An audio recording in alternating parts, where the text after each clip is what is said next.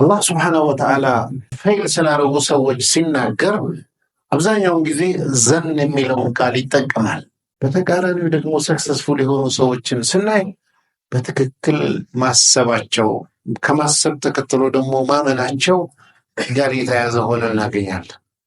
በሌላ አነጋገር ሰክሰስ ከማሰብ ጋር፣ ፌል ማድረግ ከማሰብ ጋር በጣም በጣም የተያያዘ ነው። አያዎቹን ብንቆጥራቸው እንዲህ ብለው አሰቡ፣ እንደዚህ ብለው ገመቱ፣ ዘአመ ለዚነ ከፈሩ እያለ ከማሰብ ጋር ገስ ከማድረግ ጋር የተያያዙ እንዴት ለውድቀት እንደደረጋቸው ይነግረናል።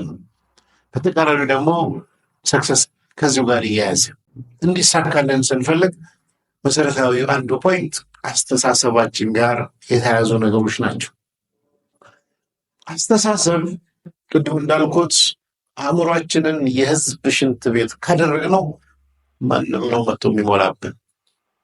የኛ አስተሳሰብ እንዲሁ በአየር ላይ የሚበቅል ነገር አይደለም። ፊድ ከምንደረገው ነገር ጋር ይያያዛል።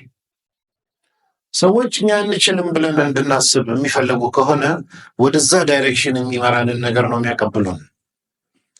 በተለያየ መልኩ ነቢዩ ሰለላሁ ዐለይሂ ወሰለም እና ሰሃቦችም ጋር የተሳሳቱ መረጃዎችን እየሰጡ ኢነናሰ ቀድ ጀመዑ ለኩም ፈኽሸውሁም፣ ጠላት በጣም ሰው ተሰብስቦ እየጠበቃችሁ ነው፣ የእነሱ ኃይል ብዙ ነው ብለው ሲነግሩ ፍሩ ነው። እነዚህ እንደውም ቃል አውጥተው ፍሩ ነው። ኮንክሉዥኑ ግን በዚህ ዘመን ፍሩ አላችሁ። እንድትፈራ ዳር አድርሰው ይተውሃል።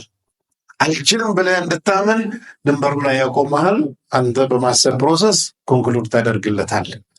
ዘን ፋይናሊ ምንም ዋጋ የለኝም ብለህ ታስባለህ።